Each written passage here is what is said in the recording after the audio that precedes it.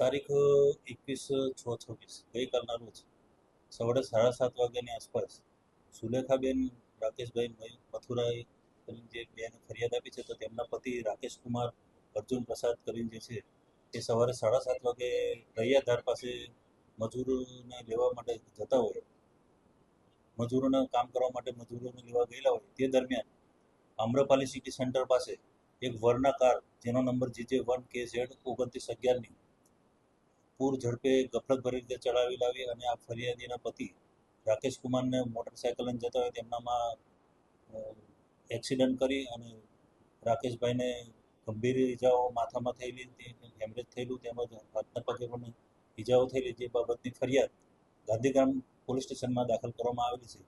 આ ગુનાના કામે તપાસ કરતા જે વરના ગાડીનો ચાલક છે એ હાલ સગીર હોવાનું બહાર આવેલ છે, જે કાયદાના સંઘર્ષમાં આવેલ કિશોર છે. જેની સાથે પણ એક બીજો કિસમ બેઠેલો હતો, તે પણ એક કાયદાના સંઘર્ષમાં આવેલ કિશોર હોવાનું બહાર આવેલ છે.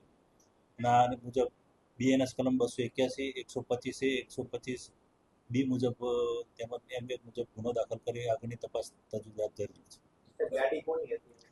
ગાડી હાલ જે ચાલક જે ગાડી ચલાવી રહ્યો હતો, જે કાયદાના સંઘર્ષમાં આવેલો કિશોર, એની સાથે પણ એક સગીર વયનો કાયદાના સંઘર્ષમાં આવેલો કિશોર જ છે, જેઓ તેમના મામાએ ગાડી આવેલું હાલ બહાર જાણવા તપાસમાં ખુલેલ છે.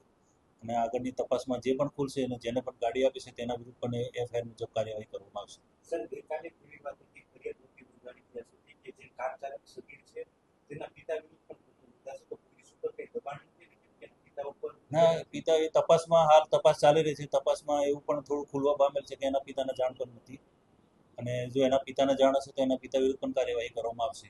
સર, આ રીતના જે સગીર છે ગાડી નીકળી જાય તો એવી કોઈ આપણે દાખલ કાર્યવાહી કરવામાં આવશે કે આવનારા સમયમાં આ ચોક્કસ એ પ્રમાણેનું ધ્યાન રાખવામાં આવશે અને ફરીથી વાહન ડ્રાઈવ, ટ્રાફિક ડ્રાઈવ તેમજ વાહન ચેકિંગની કામગીરી જેવી ડ્રાઈવોની અંદર આવી કામગીરીને પ્રાયોરિટી આપી અને આવી બધી ચકાસણી કરી અને તેને પ્રાયોરિટી આપીને આ બાબતના ગુના ન બને તેની તકેદારી રાખવામાં આવશે. અકસ્માત થયું ત્યારે ગાડીમાં નંબર પ્લેટ હતી, પછી થોડી વાર પછી નંબર પ્લેટ કાઢી નાખવામાં આવી, જેમાં કઈ એમાં હાલ સુધી કઈ નહીં. હવે તપાસનો વિષય છે, ગાંધીગ્રામ પોલીસ તપાસ કરી રહી છે.